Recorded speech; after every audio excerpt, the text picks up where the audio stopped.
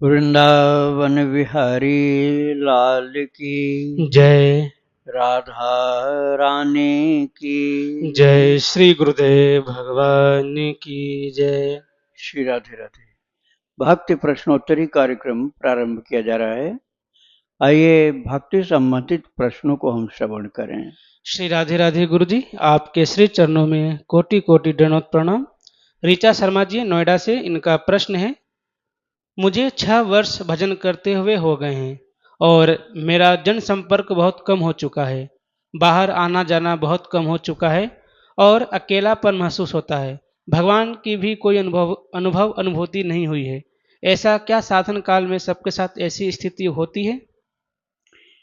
ऐसी स्थिति तब होती है जब सत्संग न हो और क्या करना इसका ज्ञान न हो। यदि एकांत में रहना है तो पहले तो यह आपको निश्चय करना पड़ेगा कि यह क्या करना है, एकांत का उपयोग क्या होगा, और नियम पक्का बनाना होगा। सत्संग को भी डाइजेस्ट करना पड़ेगा, तभी एकांत में रह सकते हो, नहीं तो मन बहुत परेशान करेगा। एकांत में एक निर्णय पहले लो कि हमको इतना जप करना। जैसे वास्तव में आपको एकांत है, कहीं नौकरी धंधा में नहीं जाना पड़ता है आपको, 3 लाख जप का नाम नियम ले लो, देखो कहाँ मन जाता है तुम्हारा। बिल्कुल नहीं जाएगा। लेकिन पहले दिन 3 लाख की बात सुन के चौंक जाओगे, क्या ऐसा हो भी सकता है? पहले 1 लाख नाम जप करो। 1 लाख नाम जप का मतलब हुआ 64 माला। 64 माला कौन चीज की? हरे राम राम राम हरे हरे, हरे कृष्ण कृष्ण कृष्ण हरे हरे। इसकी एक मन का हुआ, इतने का। ऐसे एक एक मन का बढ़ते बढ़ते एक माला, फिर 64 माला करने पर 1 लाख भगवान नाम हुआ। ऐसा 3 बार हो जाए तब 3 लाख हुआ। तो ऐसा करने के लिए आपको बहुत दृढ़ प्रतिज्ञ होना पड़ेगा। खाना नहीं है, नाश्ता नहीं करना जब तक 1 लाख न कर लें। और एक दिन खाना पीना आपका छूटेगा तब अगले दिन से सही करोगे। जब तक भोजन का नियंत्रण नहीं करोगे, भोजन करने को मना नहीं है, लेकिन भोजन का संयम। भजन के बिना भोजन नहीं करेंगे, भजन के बिना कम रह जाएगा तो भोजन नहीं करें, ऐसा निश्चय करो। भक्त चरितावली डेली सुनो, प्रश्नोत्तरी भी सुनो, जप भी करते जाओ, तो आप करने लग जाएंगे। राधे राधे।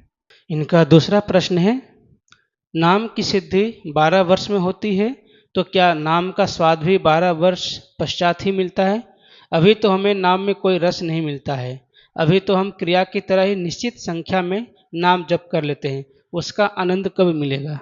आनंद मिलने के लिए बहुत ज़्यादा अपने को सैक्रिफाइस करना पड़ेगा। 12 वर्ष वाली बात झूठी है, पूरी झूठी है। 12 वर्ष क्या 20 वर्ष भी करने वालों को आनंद नहीं मिलता है, नहीं मिलता आनंद। और जो बहुत लगन से करते हैं, बहुत प्रेम से करते हैं, बहुत दृढ़ता से करते हैं, उनको 12 वर्ष नहीं जाना पड़ता है। उनको 4-6 साल में ही आनंद मिलने लग जाता है। 12 वर्ष क्या, 6 वर्ष भी बहुत है उसके लिए। उसके बाद तो छूटता नहीं उसका जप। ये नहीं कि 6 साल बाद आनंद मिल गया तो बंद कर देगा, सब बंद नहीं होगा, बिल्कुल नहीं बंद होता, अर्थात चालू रहता है। तो आप समय के पैमाने में मत चलिए। आप लगन जो है, जैसे आप समझो किसी चीज की चाहना हो, चाह, उस चाह को बढ़ाओ। अब ये ज़्यादा पढ़ाई लिखाई वाली बात समझ में नहीं आएगी। चाह को बढ़ाने से कोई चीज़ मिल जाएगी, संसार की वस्तु नहीं मिलेगी, लेकिन भगवान की वस्तु मिलेगी। चाह बढ़ाने से रुपया पैसा धन दौलत भले न मिले, लाभ लोभी लालची हो सकते हो, लेकिन चाह भगवान की बढ़ेगी तो भगवान का आनंद मिलेगा, भजन का आनंद मिलेगा, निश्चित है, पक्का। भूख जैसे लग जाए तो भोजन का सुख ज़्यादा मिलता है, और भूख न लगी हो तो भोजन मिलता रहे कुछ, आनंद नहीं आएगा। ऐसे चाह बढ़ेगी भगवान की, तब आपको बहुत रस मिलेगा, आनंद मिलेगा। राधे राधे। नकुल सोनी जी हैं औरैया से, इनका प्रश्न है, मैं 18 साल का हूँ, मुझे भगवान का प्रेम प्राप्त हो बुद्धि निर्मल हो, इसके लिए मार्गदर्शन करें। इसके लिए आप भक्त चरितावली खूब सुनो, खूब ज़्यादा सुनो, रोजाना सुनो, कुसंग से बचो और नाम जप जितना कर सको वो नाम जप भी करो। तो भक्त चरितावली से ही आपके अंदर ये सब उपलब्धि हो जाएगी जो आप चाहते हैं। राधे राधे। महेंद्र सिंह जी हैं राजस्थान से, इनका प्रश्न है, मैंने कई लोगों के गले में ऐसे लॉकेट भी देखे हैं जिन लॉकेटों में भगवान का रंगीन चित्र बना होता है, जैसे राम दरबार, हनुमान आदि का चित्र। क्या ऐसे लॉकेट गले में पहने जा सकते हैं? गले में पहनने वाले का यदि भाव अच्छा है तो पहन सकता है। पहनने वाले का भाव भक्ति का है तो जिससे प्रेम करोगे उसको तो अपने पास ही रखोगे ना। हाँ, प्रेम नहीं है तो क्यों रखोगे, लेकिन भगवान से प्रेम हो तो भगवान को तो अपने छाती में गले में सटा के ही रखेंगे, उसमें कोई अनुचित बात नहीं। श्री राधे राधे। इनका दूसरा प्रश्न है, जिस व्यक्ति ने भगवान का चित्र वाला लॉकेट पहन रखा हो और उसकी लॉकेट पहने हुए मृत्यु हो जाए तो क्या उसके मृत शरीर से लॉकेट उतार देना चाहिए? बिल्कुल नहीं, यदि हाँ तो मृतक के उस लॉकेट को कहाँ विसर्जित करना चाहिए? नहीं उतारना चाहिए भाई। जब वो स्मशान पर ले जाया जाए तब उतारना चाहिए, मरण के टाइम में नहीं उतारना चाहिए। किसी का शरीर छूट रहा है तो उस समय नहीं उतारो वो लॉकेट जिसमें भगवान की फोटो बनी, लेकिन जलाना भी नहीं है। तो जब शरीर छूट जाए और स्मशान ले जाएं तब उतार करके रख लेना चाहिए, जलाना नहीं चाहिए भगवान के चित्र को। किंतु जब तक प्राण निकल न जाए तब तक हटाना भी नहीं चाहिए, ये ध्यान देना है। श्री राधे राधे। इनका अगला प्रश्न है, क्या अपने गुरु की फोटो को लॉकेट में लगवाकर अपने गले में धारण कर सकते हैं? कर सकते हैं, जो गुरुदेव के प्रति आपकी श्रद्धा बढ़िया है तो। ऐसा नहीं है कि गुरुजी की लॉकेट भी पहनो और गुरुजी के बुरा भला भी बोलते रहो, उनके लिए निंदा के शब्द भी बोलो। अपने को गुरुजी से ज़्यादा अच्छा बताओ, गुरुजी को सबसे छोटा बताओ। ऐसे करोगे तो लॉकेट पहनने से क्या होगा, कुछ फायदा नहीं होगा। आपकी श्रद्धा अच्छी है तो पहन सकते हैं। राधे राधे। इनका अगला प्रश्न है, हमें अपने गुरु मंत्र का कितनी संख्या में नाम जप अवश्य कर लेना चाहिए कि हमारा परलोक न बिगड़े? इन्होंने दीक्षा लिया है क्या? नहीं है यहाँ पर। अच्छा, तो आपका गुरु मंत्र क्या है ये तो मुझे मालूम नहीं ना, इसलिए मैं नहीं बता पाऊँगा कितना जप आपको करना है।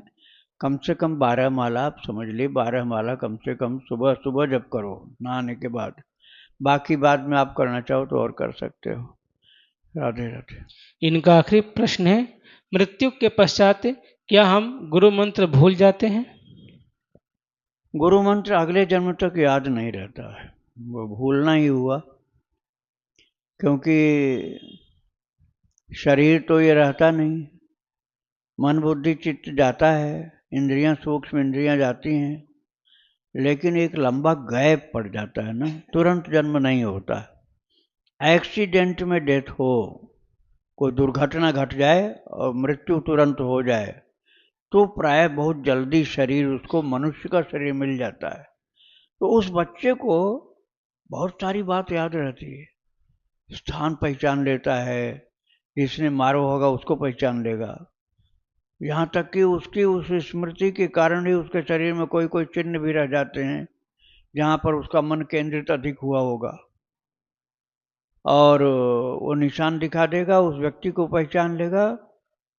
बचपन में ये रहता है, बाद में धीरे धीरे वो भी भूलता है, और कोई कोई ऐसा भी होता है कि पूरे जीवन पूरा नहीं भूलता, कुछ रह जाता है उसका। लेकिन सामान्य मृत्यु में ऐसा नहीं होता है, ये आकस्मिक मृत्यु की बात है। ये सामान्य मृत्यु में पिछले जन्म की बातें सब भूल जाती हैं, क्योंकि एक लंबा गैप के बाद जन्म मिलता है। एक्सीडेंटल डेथ में तुरंत ऑन स्पॉट डेथ हुई और उसके बाद जन्म हुआ 9 महीने के अंदर, तो वो उसको अधिकतर याद रह जाता है।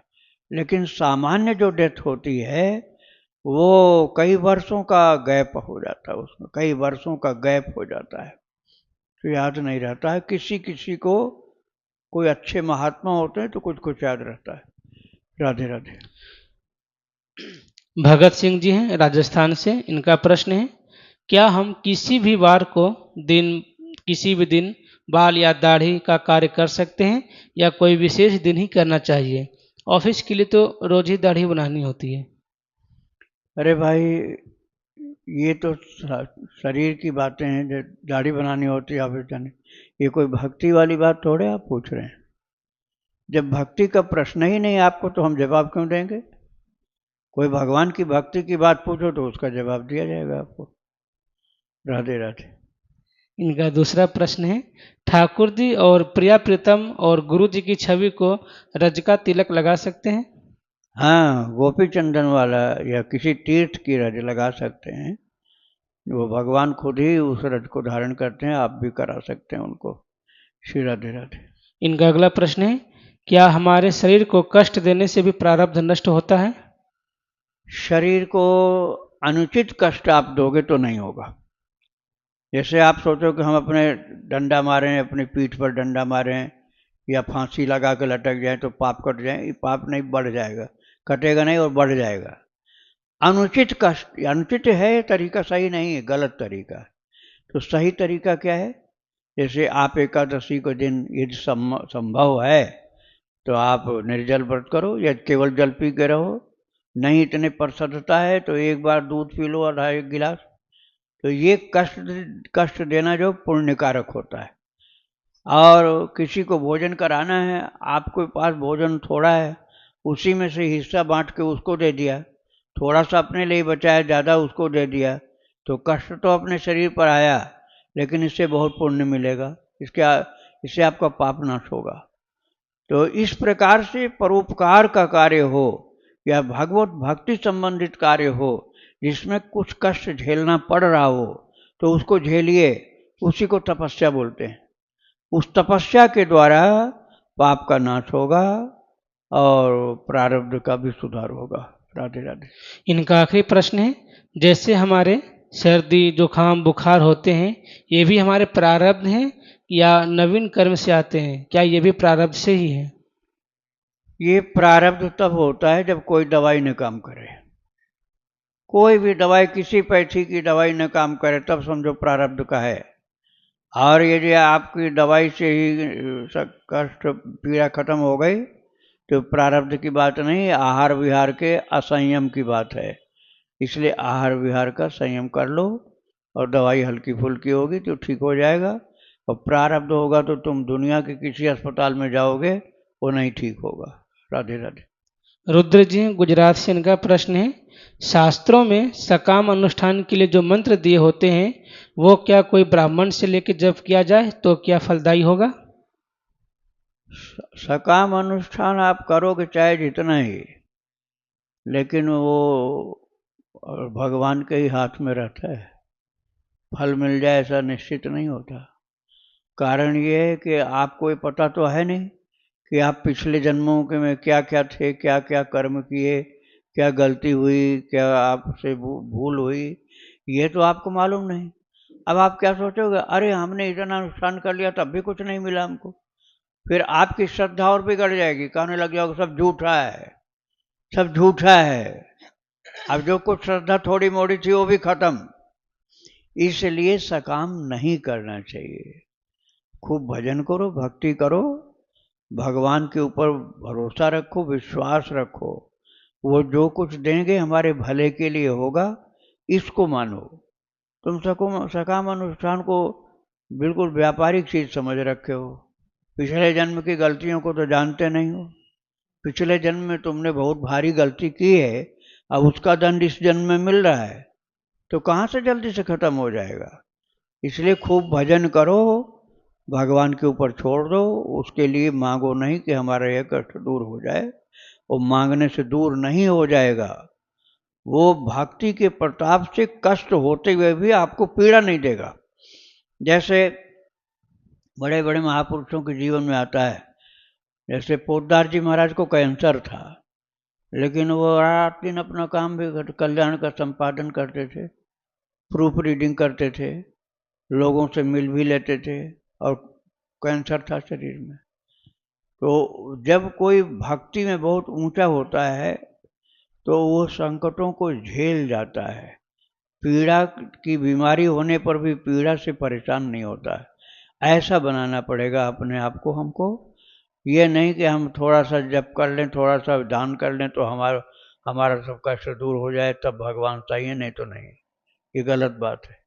राधे राधे। शिल्पा जी है कर्नाटक से, इनका प्रश्न है, गुरुजी फोन कॉल से लिया हुआ नामदान को नामदान माना जाएगा? क्योंकि मुझे फोन कॉल पर मेरे एक गुरुजी ने सीताराम नाम का नामदान दिया था, पर मेरा मन मुझे बार बार राधा रानी की तरफ खींच रहा था, इसलिए कुछ महीने बाद मैं राधा रानी के संकेत मानकर राधा नाम जप कर रही हूँ। क्या मुझे गुरु अपराध का दंड मिलेगा और नामदान माना जाएगा मेरा?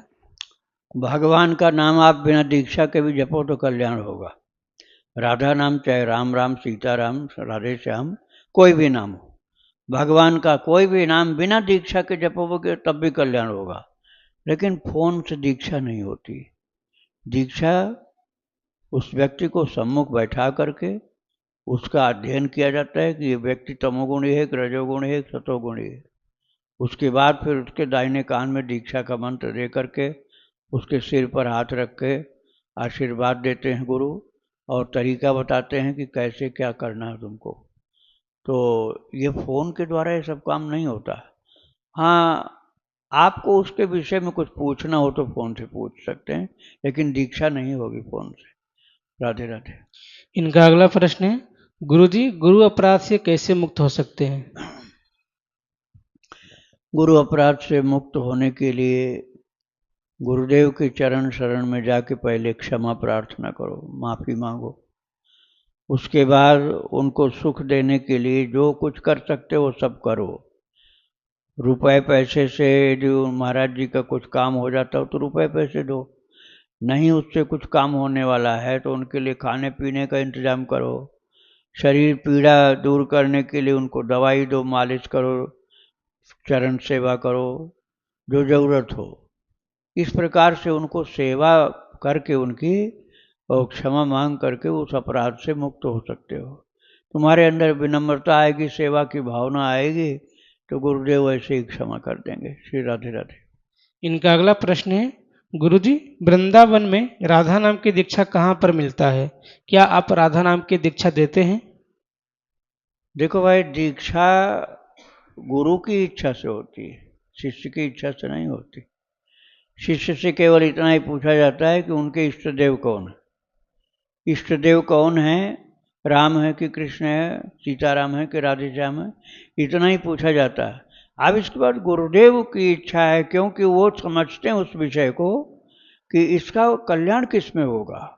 अब तुम जो चाहोगे वही तुमको दीक्षा दे दी जाए, ऐसा तो नियम नहीं होता है। ऐसा तो कोई करने लग जाएगा तो गुरु महाराज की आवश्यकता क्या रह गई, फिर तो तुम्हारी ही चल रही। तो ऐसा नहीं करना चाहिए। राधे राधे। इनका अगला प्रश्न है, गुरुजी वृंदावन और बरसाना में महिलाओं के लिए कोई आश्रम है आजीवन भजन करने के लिए? अब देखो भाई, बरसाना का तो हमने देखा गहवर वन के पास माता लोग रहती हैं, और वृंदावन में भी कई जगह हैं। मैत्री भवन है, विधवा आश्रम है, महिला आश्रम है, लेकिन अब वहाँ की व्यवस्था को हम नहीं जानते हैं। आपको वहाँ जा कर के बात करनी पड़ेगी, तभी सब जानकारी मिल पाएगी। श्री राधे राधे। अभिजीत जी भुवनेश्वर से, इनका प्रश्न है, गुरुदेव क्या भगवान जिस पर कृपा करते हैं उसका सब कुछ छीन लेते हैं? ये लिखा हुआ है, यस्याहम अनुगृह्णामि हरिष्ये तद्धनम शनैः। भागवत जी में लिखा हुआ, जिसके ऊपर मैं अनुग्रह करता हूँ उसका धन अपहरण कर लेता हूँ, ऐसा भगवान ने कहा है। लेकिन किसका करते हैं? जिसके धन में ममता रह गई या अहंकार रह गया। जिसके धन में ममता है, तो ममता तो भगवान में होनी चाहिए और ममता उसकी धन में है, या धन का अहंकार है, गरीब लोगों को कुछ समझता नहीं, डांटता फटकारता रहता है, भगाता रहता है, तो उसका भी धन हरण होता है अहंकार वाले का, और जिसकी ममता धन में बहुत ज़्यादा उसका। लेकिन वो उसी का करते हैं ना जिसको शरणागति में स्वीकार करते हैं। हर किसी का नहीं करते हैं, अपना जब मानते हैं प्रभु तब भी करते हैं। अनुगृह्णामि यस्याहम अनुगृह्णामि, जिसके ऊपर मैं अनुग्रह विशेष करता हूँ, तब मैं हरिष्य तद्धनम सनई, तो उसके धन को मैं धीरे धीरे धीरे हरण कर लेता हूँ। लेकिन जिसने अपने धन को पहले से ही ममता, अहंकार, मोह, इन सब के बंधनों से मुक्त करके सेवा में लगा रखा है, उसका धन नहीं हरण करते हैं, उसके धन की वृद्धि होती है।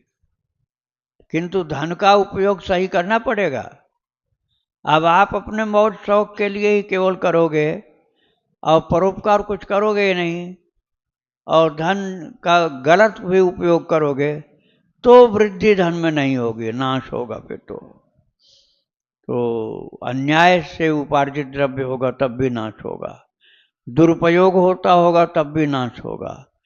यदि उसका सच्चा परोपकार, परहित के लिए, भगवत सेवा, दीन दुखियों, संत महात्माओं, भक्तों की सेवा के लिए धन का उपयोग होता होगा, तो भगवान हरण नहीं करते हैं और बढ़ा देते हैं। तो जिसका अहंकार है, ममता है धन में, और सबका तिरस्कार करता है अपने धनवान होने के कारण, उसका हरण कर लेते हैं, उसको बिल्कुल आकाश से धरती पर पहुंचा देते हैं। ले अहंकार कर ले, अब बड़ा तन के चल रहा था, अहंकार कर रहा था कि तेरे जैसा कोई धनी नहीं है, तो ठाकुर जी बिल्कुल धरती पर मिला देते हैं, अब अहंकार खत्म कर अपना।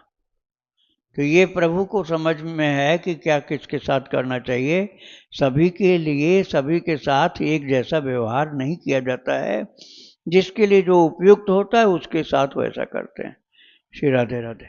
उत्तराखंड से गुरु जी, इनका प्रश्न है, मेरे दादाजी की मृत्यु को अभी 7 महीने हुए हैं।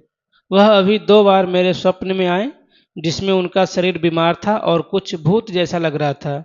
वह कोमा में थे जब उनकी मृत्यु हुई, और हमने भगवान के नाम का जप भी करा था, लेकिन जब उनके प्राण निकल रहे थे उस समय मैं वहाँ उपस्थित नहीं था, और वहाँ पे नाम के स्थान पे परिवार के एक जन ने हल्के हल्के 12 अक्षर मंत्र बोलना शुरू किया था, और जब मैं पहुंची फिर भगवान का नाम मैंने करना आरंभ कर दिया था। उनको तुलसी माला भी पहनाई थी, पर चीता जलने से पहले वहाँ के पंडित ने माला तोड़ दी, पर वह उनके कंठ में ही रही। इन सब के बाद भी गुरुजी इस प्रकार का स्वप्न 2 बार आ गया, दोनों बार वही स्वप्न आया, हमें क्या करना चाहिए? जो चिता में तुलसी की माला जलाई गई साथ में उनके, तो उससे परलोक की गति बहुत अच्छी सुधार होता है, परलोक बिगड़ता नहीं, संवरता है। किंतु यदि उनका खान पान गंदा रहा होगा, जैसे मांस, मछली, शराब आदि खाते पीते होंगे, तो फिर ज़्यादा सुधार नहीं हो पाता है, फिर उसको दंड भोगना पड़ता है। इसलिए सात्विक खान पान यदि रहा होगा, तो ये जो सहयोग उनको दिया गया भगवान नाम का, तुलसी माता का, उससे बहुत उत्तम गति होगी।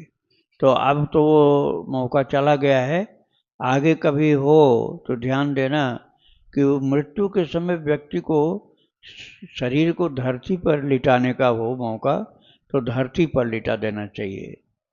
ये अस्पताल में तो नहीं चल पाएगा यह काम, घर में होगा तो हो जाएगा। उसको उठा करके पृथ्वी पर लिटा देना चाहिए। और यदि गऊ, गाय, देसी गाय हो तो उसके गोबर से लिपाई कर देना चाहिए।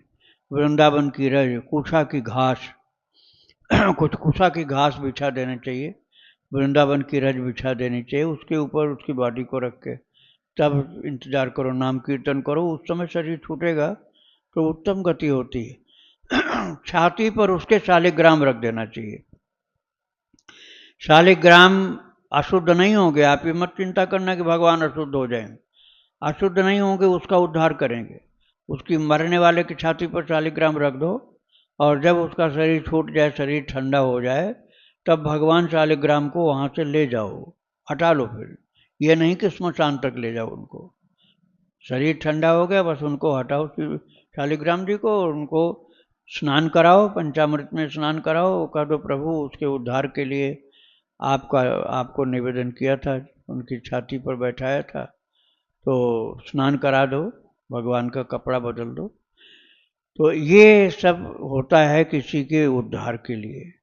तो आप जितना कर पाओगे भगवान नामोच्चारण, कीर्तन भी करो। जैसे कोई आईसीयू में है तो ये जमीन वाला काम तो ये सब नहीं कर पाओगे अस्पताल में, लेकिन भगवान का नाम तो धीरे धीरे सुना ही सकते हो, तुलसी दल तो रख सकते हो, शालिग्राम रखने का मौका मिल जाए तो ये भी कर सकते हो। श्री राधे राधे। इनका अगला प्रश्न है, कृपया यह भी बताएं कि उनकी मुक्ति के लिए यदि श्रीमद् भागवत का पाठ करना है तो क्या वह मृत्यु के 1 साल बाद ही करना चाहिए या अभी बीच में भी कर सकते हैं? पाठ तो चाहे जब चाहे कर सकते हैं, लेकिन पाठ खुद ही करो, किसी से करवाओ मत, नहीं तो बात केवल दिखावटी रह जाएगी, असली बात नहीं रहेगी। खुद पाठ करो तो समझो कि पाठ हुआ, विश्वास तभी होगा। और यदि खुद नहीं पाठ करोगे तो उस पाठ में कुछ भी नहीं है, ऐसे मान लो गड़बड़ है फिर। तो स्वयं पाठ करो, और भागवत ही नहीं कि उसके बाद गीता का पाठ करो, तो फिर बहुत अच्छा होगा उनके परलोक के लिए। राधे राधे। श्री राधे राधे गुरुजी, आपके चरणों में दंडवत प्रणाम। गुरुजी, यदि धाम की परिक्रमा की जा रही है और उसमें लघु शंका, दीर्घ शंका आदि होता है तो क्या ये पाप है, और इसके निवृत्ति के उपाय क्या है? श्री राधे राधे। देखो, बीमार व्यक्ति की बात अलग होती है, मजबूरी होती है उसकी। जिसको बहुत ज़्यादा शुगर या बहुमूत्र की बीमारी है, तो बहुमूत्र की बीमारी वाले को हर आधा घंटा 20 मिनट 15 मिनट में पेशाब होगी। अब परिक्रमा कई घंटे की है तो जाना पड़ सकता है। लेकिन स्वस्थ व्यक्ति यदि है तो उसको परिक्रमा प्रारंभ करने के पहले ही इन सब से मुक्ति प्राप्त कर लेना चाहिए। लघु शंका, दीर्घ शंका, ये सब से पहले मुक्त हो जाओ, तब जाना चाहिए परिक्रमा में। किंतु कोई बीमार है तो भगवान को भी तो पता है कि बीमार है वो, इसलिए उसको क्षमा प्रभु कर देंगे। राधे राधे। श्री राधे राधे गुरुजी। गुरुजी, दूसरा प्रश्न है कि ये श्री धाम में वास, श्री धाम की यात्रा और तीर्थाटन आदि क्या प्रारब्ध बसात होते हैं कि व्यक्ति का स्वयं का प्रयास होता है? मानसिक यदि आप करते हैं तो स्वयं का प्रकाश, स्वयं का आपका प्रयास है, स्वयं का पुरुषार्थ है। यदि मानसिक करते हैं तो, जैसे मानसिक धामवास, आंख बंद करके बैठ गए और पूरे वृंदावन की परिक्रमा में क्या क्या क्या कहाँ कहाँ है वो घूमते जा रहे हो मन से, और सब दर्शन करते जा रहे हो, और अब जिस आंख बंद की हुए सब दर्शन करते प्रणाम करते जा रहे, परिक्रमा पूरी हो गई। अब ये मानसिक प्रयास जो है, ये धाम की परिक्रमा हो गई, और सोते समय आप धाम का ध्यान करो, जगते ही ध्यान करो, तो धाम वास भी हो गया। लेकिन शरीर से जो बात होता है, इसमें प्रारब्ध का भी महत्व होता है। प्रारब्ध जिसका होता है वो पूरे जीवन रह लेता है, और प्रारब्ध खराब होगा, बीच बीच में भगाएगा वो, और ले जा करके पटक देगा बाहर से कहीं ऐसी जगह कि जहाँ से लौट के ही नहीं आ पाओ फिर। तो मानसिक वास करना बहुत अच्छा है। दुनिया के किसी कोने में रहो, मानसिक धाम वास कर लोगे, मानसिक परिक्रमा कर लोगे, फल पूरा का पूरा मिलेगा। ऐसा नहीं कि कम फल मिलेगा, फल पूरा मिलेगा, और आपका प्रयास, आपका पुरुषार्थ बिल्कुल सक्सेसफुल होगा, उसमें कोई कमी नहीं रहेगी। गुरु जी, आना जाना जैसे आते हैं फिर चले जाते हैं, ये भी प्रारब्ध? हाँ, नहीं, ये आना जाना जिसका अच्छा होता है, बार बार आता रहता है, उसके ऊपर कृपा है। वो रह नहीं पा रहा है, लेकिन उसके ऊपर कृपा है कि भगवान उसको बुलाते हैं। भले ही नहीं रह पा रहा है, प्रारब्ध के कारण नहीं रह पा रहा है, लेकिन ठाकुर जी कृपा करके उसको बुलाते रहते हैं। और प्रारब्ध जब होगा रहने का, तब तो फिर वो रह ही जाएगा, चाहे घर से लड़ाई करके आ जाए, चाहे अपने वैराग्य से आ जाए, चाहे यहाँ नौकरी धंधा उसको मिल जाए। जैसे सुतपा माता को नौकरी मिल गई थी ना बैंक की, तो ऐसे किसी को वृंदावन में नौकरी मिल जाए, बिजनेस मिल जाए, तो वो या किसी बहाने से भी रह जाए, तो उसके ऊपर प्रारब्ध वाली बात हुई।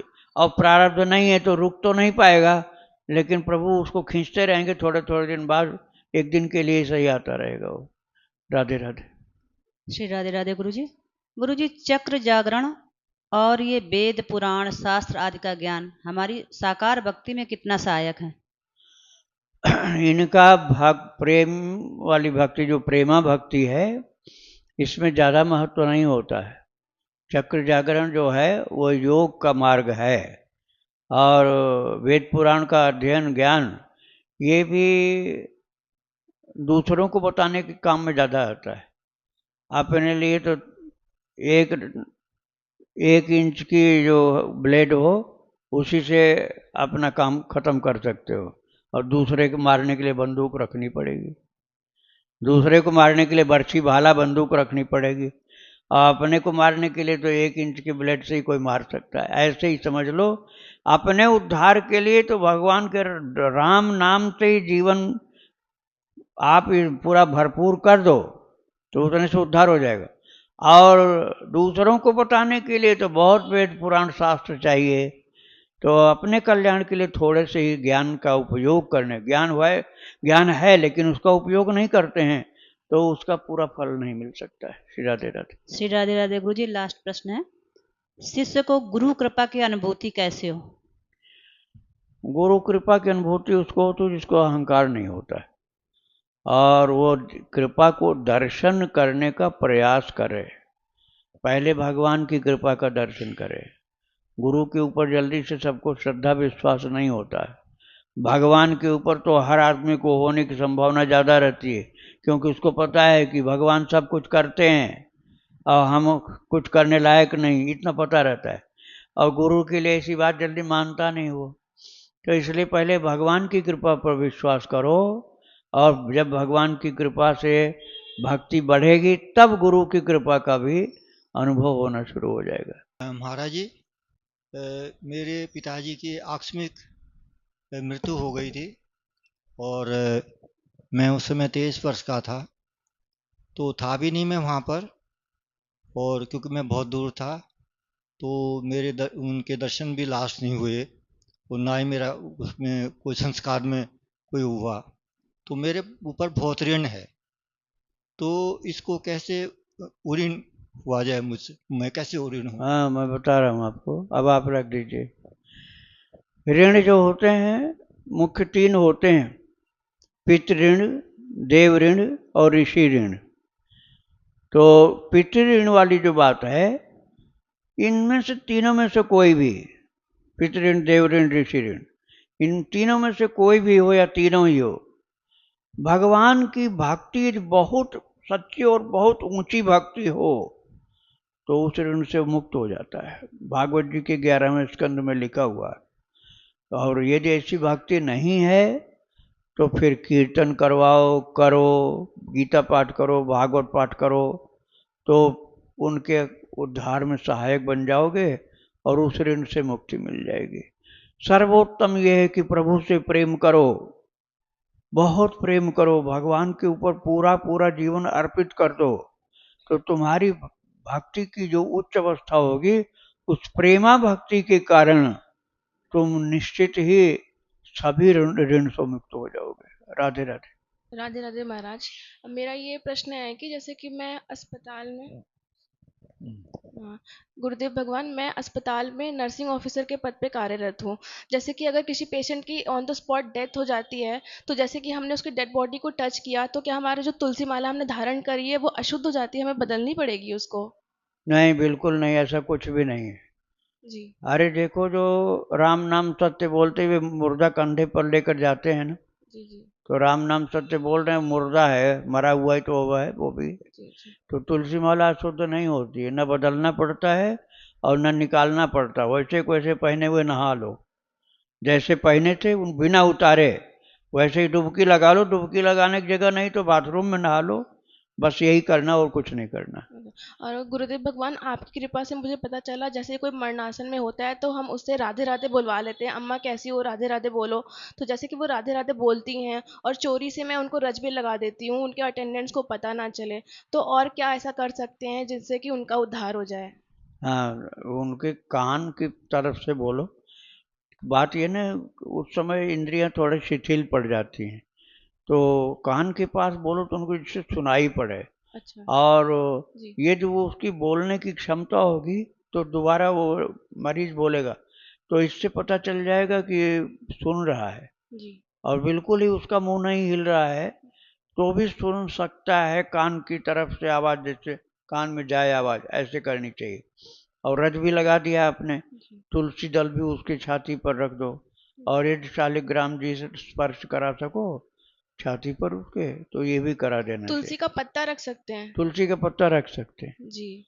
मुंह में एक छोटा सा टुकड़ा डालो, बहुत छोटा सा, जी और जी छाती पर तुलसी का पत्ता कपड़े के भीतर छिपा दो। जी जी। और महाराज जी एक क्वेश्चन और था मेरा, जैसे कि अगर बोलते हैं कि जैसे अभी हमें भजन करने में आनंद नहीं आ रहा है, तो कम से कम 3.5 करोड़ नाम जप होना चाहिए, उसके बाद ही आनंद की अनुभूति होती है। तो वो जो 3.5 करोड़ नाम जप करना है, वो चलते फिरते भी काउंट होगा या हमें आसन में लगा के बैठना है? चलते फिरते वाला भी काउंट होगा। काउंट होगा। हाँ, 3.5 करोड़ वाली बात हमेशा सबके लिए लागू नहीं होती, जी किसी का इससे कम में भी हो जाता है, किसी का बहुत ज़्यादा में होता है। जी तो वो पात्रता पर है, जिसका बर्तन ज़्यादा गंदा है ज़्यादा साबुन लगाना पड़ेगा। अब बर्तन गंदा नहीं है, थोड़ा सा साबुन लगाया साफ चमक गया बिल्कुल। तो ऐसे ही है, जिसका मन ज़्यादा गंदा है उसको ज़्यादा टाइम लगता है, तब उसके बाद असर पड़ता है। और गुरुदेव भगवान एक लास्ट क्वेश्चन ये कि सतोगुण कैसे बढ़े, मतलब आलस निंद्रा बहुत ज्यादा, तमोगुण मतलब छाया रहता है, लहसुन प्याज भी छोड़ दिया 1.5 साल से। लहसुन प्याज छोड़ दिया है तो अच्छा किया, लेकिन थकावट से भी आलस से निद्रा आती है, तो वो तमोगुण नहीं होता। तमोगुण तब होता है जब हमारी नींद पूरी हो गई, जैसे 5 घंटा 6 घंटा हमने सो लिया, अब इसके बाद अब भी हम कहते नहीं हमको तो सोना, हमको सोना है, अब उनको कोई ज़रूरत है उठने का, अरे भाई हम नहीं कर पाएंगे, हमको आराम करने दो, ये तमोगुण है, इसको आलस से बोलते हैं। तो आलस्य जो है वो तमोगुण है, वो अंदर का दुश्मन है। आलस्य ही मनुष्याणाम शरीरस्थो महान रिपु, शरीर के अंदर रहने वाला सबसे बड़ा दुश्मन है आलस्य। नास्तु उद्यम समबंधु ये कृत्वा नावसीदति, और उद्यम अर्थात पुरुषार्थ, पुरुषार्थ के समान दूसरा कोई मित्र नहीं है जो हर प्रकार से उत्थान करता है, और आलस्य जैसा दुश्मन कोई नहीं जो हर प्रकार का पतन करता है। तो इसके लिए उद्यमी बनो, पुरुषार्थी बनो, और भक्त चरित्र सुनो, महान महान भक्तों का चरित्र, तो उससे उनके जीवन की शैली हमारे जीवन की शैली बन जाएगी, फिर हम भी लगन से जुट जाएंगे भगवान के कार्य। श्री राधे राधे। भगवान कोटि कोटि प्रणाम। राधे। गुरुदेव भगवान, जैसे शालिग्राम को हम भोग लगाते हैं ठाकुर जी को, तो तुलसी पत्र उसमें भी रखा जाएगा कि नहीं? शालिग्राम जो हाँ, तुलसी पत्र लगेगा भोग उसमें? भोग लगाने में जी। तुलसी पत्र तो रखा ही जाता है भोग में। शालिग्राम को भी? शालिग्राम को तुलसी थाली में नहीं रखते, बाहर रखते हैं, लेकिन तुलसी पत्र को थाली के अंदर रखते हैं। अच्छा। और जब शालिग्राम का श्रृंगार किया जाता है तो एक पत्ता तुलसी के शालिग्राम जी के ऊपर भी रखा जाता है, और जी भोग लगाने में भोग वाले पदार्थ पर भी तुलसी दल रखा जाता है। जी यही जी बात पूछ रहे थे ना आप। जी। श्री राधे राधे। राधे ठीक। राधे। सर गुरुदेव, दूसरा प्रश्न है, माना कि हाँ, जैसे कुछ किसी की मृत्यु हो जाती है परिवार में, तो क्या गंगा जल जैसे रखा है तो क्या खराब हो जाता पूरा? बिल्कुल नहीं खराब होता, नहीं खराब होता? कुछ भी नहीं बहुत लोग खराब बोलते होता। कि फेंक दो इसको। अरे कहने दो, गंगा जल में थोड़े मरा हो, जी। वो तो बाहर मरा है। बोलते गंगा जल खराब हो गया। मरने वाला तुम्हारे डिब्बा में थोड़े घुस गया, वो तो बाहर मरा, वो तो ले जा करके स्मशान में पहुंचा दिए, खत्म हुआ। राधे राधे। राधे राधे। वृंदावन बिहारी लाल की जय। जय। राधा रानी की जय श्री गुरुदेव भगवान की जय।